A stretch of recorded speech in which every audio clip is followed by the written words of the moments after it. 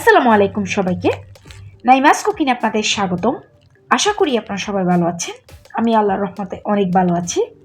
আজকে আমি আপনাদেরকে তৈরি করে দেখাবো সেরা স্বাদে ব্রয়লার মুরগি মাংস রান্নার সবথেকে সহজ রেসিপি।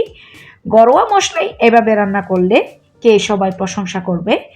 নাইমাস কুকিং মানে সহজ রান্না। যারা আমার ভিডিওগুলো দেখেন তারা অবশ্যই জানেন।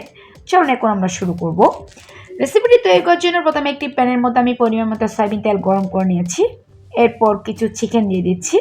এখানে আমি 8 পিসের মতো চিকেন নিয়ে নিয়েছি।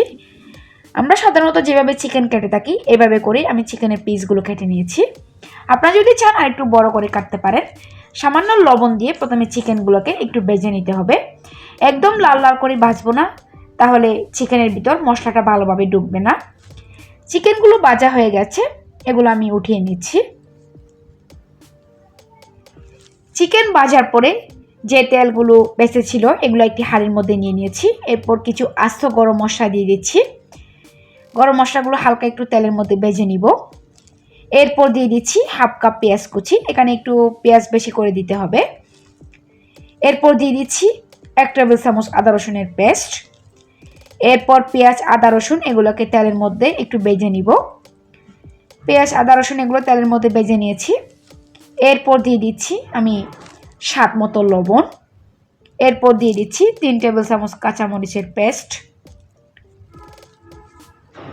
এরপর দিয়ে দিচ্ছি হাফ চামচ ধনে গুঁড়া, 1 চামচ লাল মরিচ গুঁড়া, 1 চামচ জিরা গুঁড়া, হাফ চামচ গরম মশলা গুঁড়া দিয়ে দিলাম। এরপর সামান্য পানি দিয়ে প্রথমে মশলাটাকে একটু কষিয়ে নিব।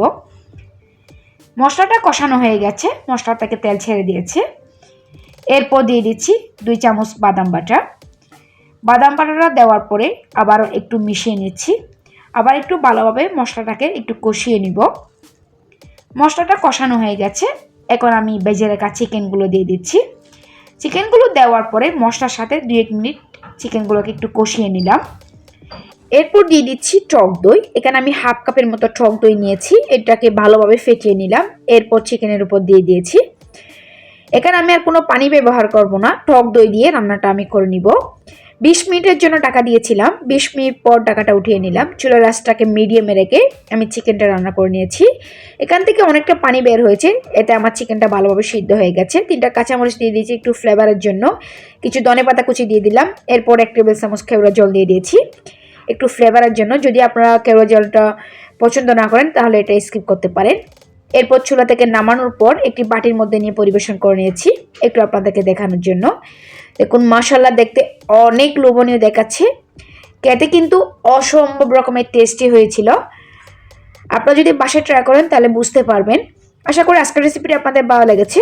আশা করি আপনারা বাসায় ট্রাই করবেন। যদি আমার এরকম সহজ রেসিপিগুলো আপনাদের ভালো লেগে থাকে তাহলে অবশ্যই আমার চ্যানেলটি সাবস্ক্রাইব করবেন। পাশের নোটিফিকেশন বেলটি অন করে রাখবেন।